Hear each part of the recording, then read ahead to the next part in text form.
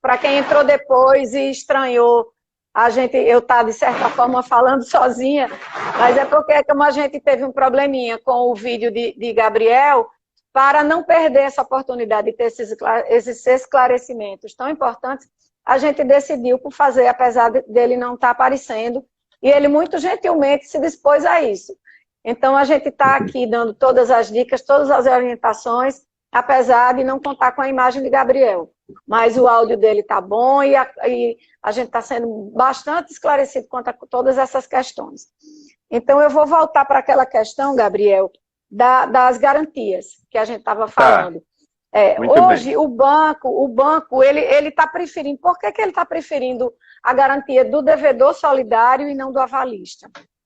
Uma ótima pergunta, Marília. O problema que tem para o banco é que ele, quando solicita a assinatura de um avalista, que a gente chama isso, o aval e o devedor solidário é o que nós chamamos de garantia fidejussória.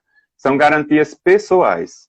Ao invés de você entregar um bem em garantia, você entrega o nome da pessoa, digamos assim. Então, o avalista, quando assina, ele está também dizendo que, se essa empresa não pagar, eu, avalista, vou entrar com tudo que eu tenho. Mas ele vai entrar com o que ele tem. Se esse avalista for casado e o cônjuge dele não assinar junto, ele não pode depois perder o que não pertence apenas a ele. Então, alguns bancos tiveram dificuldade na justiça de tomar o patrimônio de alguém porque ele assinou e a esposa ou o marido não assinou. Sim. Ou o companheiro, seja lá que tipo de casamento, de que tipo de relação a pessoa tem, né? Tanto faz. Então, o que é que o banco descobriu? Se ele assinar como devedor solidário, ele pode assinar escondido, sem o cônjuge saber. Então, quem for casado aí, ou tiver um companheiro ou uma companheira, não deixe ele assinar como devedor solidário sem você ver. Porque senão o banco vai tomar. Se ele assinar escondido, aí não tem pra onde correr, né? Mas eu já vi uma situação que o sócio da empresa, ele disse uma vez, olha, eu não assino nada que minha esposa não concorde. Então, quando o banco descobriu isso, já não botava mais ele para ser o devedor solidário. Nem avalista, porque sabia-se que ele não ia assinar. Porque se a empresa tem mais de 2 sócios, geralmente ele pede 2 avalistas.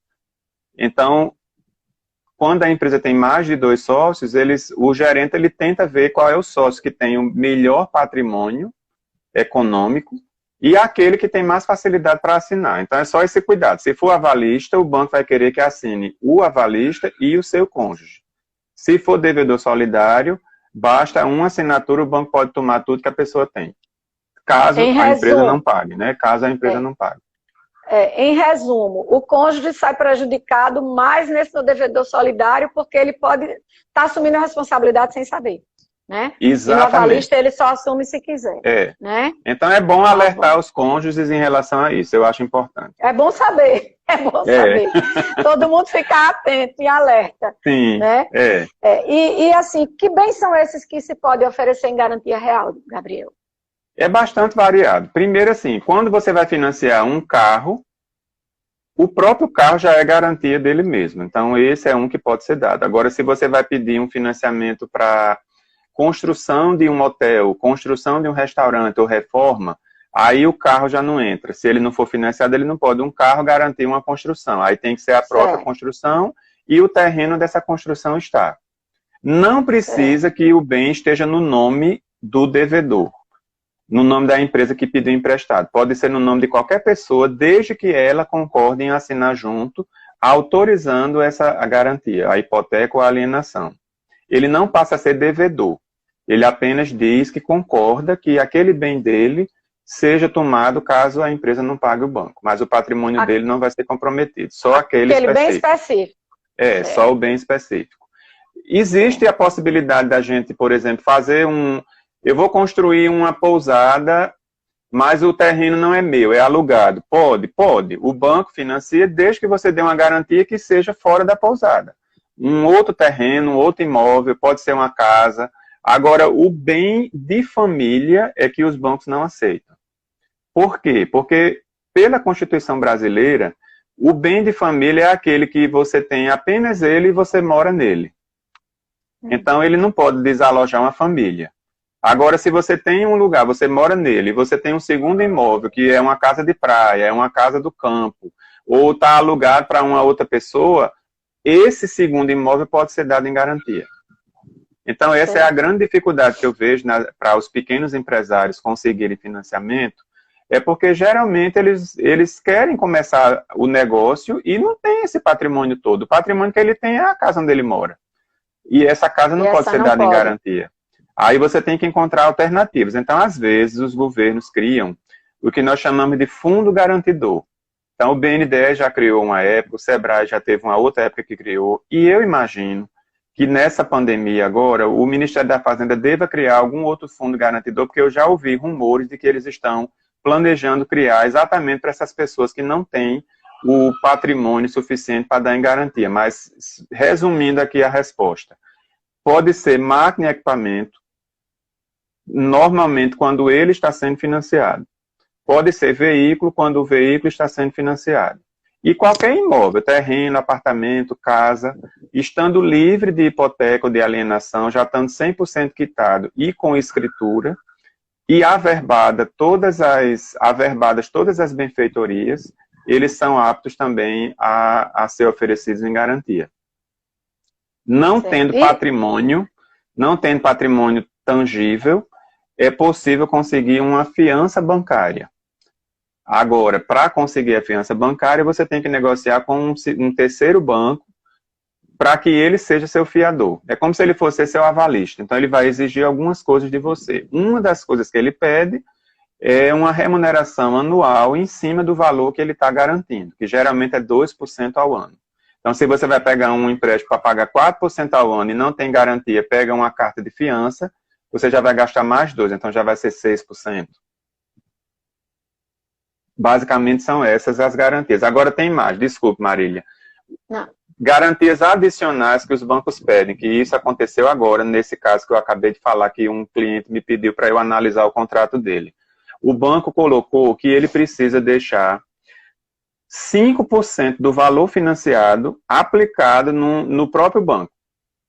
Então, olha só, eu vou pedir emprestado porque não tenho dinheiro suficiente ou eu prefiro usar o do banco que, teoricamente, é mais barato do que o capital próprio. Então, eu vou pedir emprestado ao banco, o banco me pede que eu dê um imóvel, pede que eu dê um terreno, um prédio, pede que eu seja avalista, pede que minha esposa assine junto comigo e ainda diz assim, agora tem mais um detalhe. Antes de eu lhe dar o dinheiro, aplica aqui 5% do total aqui no banco e você só vai sacar quando você liquidar a operação. Então, eles podem pedir isso também. Eles podem pedir isso também. Aí tem um outro caso. Às vezes você tem o terreno e o valor do terreno não é suficiente para ser a garantia do financiamento total. Imagine que o terreno você comprou ele por 500 mil, o seu projeto todo dá 3 milhões. Então, com 500 mil não garante 3 milhões. Não cobre. Aí o banco diz assim, eu vou pegar o terreno mais o prédio que você vai construir de 3 milhões. Só que antes de você ter os 3 milhões na sua conta, para você construir, eu quero que você me dê 3 milhões de garantia. Porque no todo eu vou querer 130% de 3 milhões. Então ele vai querer mais, não chega a 6, ele vai querer 3.900, digamos. Agora, como é que você pode resolver isso aí? Você diz, então tá, eu dou o terreno agora, você vai ficar com o prédio depois, eu vou também dar em garantia, mas como eu não tenho um outro imóvel para constituir uma garantia pré-existente agora, eu vou fazer o seguinte, eu vou contratar um seguro de conclusão de obra. É um seguro que as corretoras fazem, as seguradoras, garantindo ao banco que se a empresa não terminar a obra por qualquer razão, a seguradora vai lá e termina. Para poder a garantia ser consolidada no final. Então, eu já vi situações assim. O Norte Shopping, hoje Partage, ele, quando foi feito, só tinha o terreno, aquele posto de combustível que estava desativado, que hoje é do Carrefour, e tinha a loja do Carrefour feita. Mas não era suficiente para o banco. Então, eles fizeram um seguro para garantir o término da construção do shopping. Aí o banco considerou e fez o financiamento. No final, tudo isso ficou dado em garantia. E o prédio do shopping foi averbado logo que ficou pronto. E hoje é do banco? Não, é do shopping. Não, é do shopping que eles pagaram. Certo, É certo. tudo do shopping, exato. Ele só pode vender depois que terminar de pagar o banco. Eu também não sei nem se ele terminou. Eu acho que ele não terminou tudo, não. Gabriel, e existe alguma possibilidade de se obter um financiamento sem essa garantia real? Existe isso? Sem garantia real e sem a fiança bancária, existe uma possibilidade. Projetos até 50 mil reais. Então, você tem um pequeno negócio, pequenos projetos, você pode conseguir. Eu lembro que quando eu saí do banco, eu obtive um financiamento sem garantia real. Foi apenas avalista. Agora, na época, era até 30 mil. Hoje é até 50 mil. Então, vamos imaginar, um administrador está querendo abrir um escritório de consultoria ou quer fazer na sua própria casa, um home office.